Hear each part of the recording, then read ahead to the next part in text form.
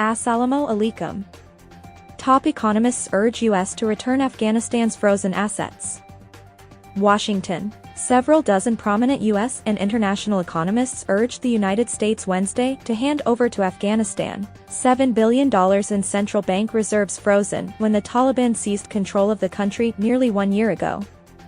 We are deeply concerned by the compounding economic and humanitarian catastrophes unfolding in Afghanistan, and, in particular, by the role of U.S. policy in driving them, 71 economists and development experts said in a letter to U.S. President Joe Biden and U.S. Treasury Secretary Janet Yellen.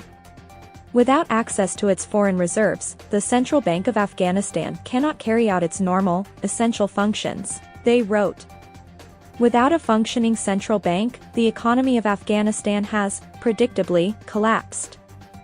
The signatories included Nobel Economics Prize winner Joseph Stiglitz and Yanis Varoufakis, who served as Greece's Minister of Finance when the country was negotiating with creditors after the 2008 economic collapse. In the letter, they argued the United States could not justify holding on to the reserves, which it froze in American banks as the prior Washington-backed government in Kabul fell to the Islamist Taliban in August 2021.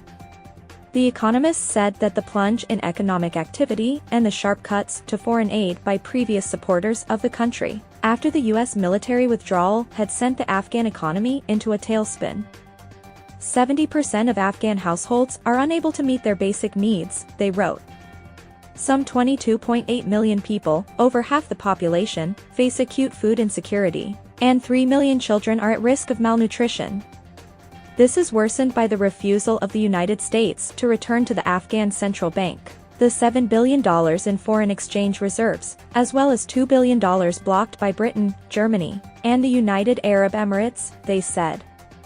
These reserves were critical to the functioning of the Afghan economy, in particular, to manage money supply, to stabilize the currency and to pay for the imports, chiefly food and oil, on which Afghanistan relies, they wrote. The economists said a recent U.S. offer to give the Taliban access to half the money by setting up a trust with international oversight was not enough. By all rights, the full $7 billion belong to the Afghan people, they said. Returning anything less than the full amount undermines the recovery of a devastated economy. Courtesy Larabar.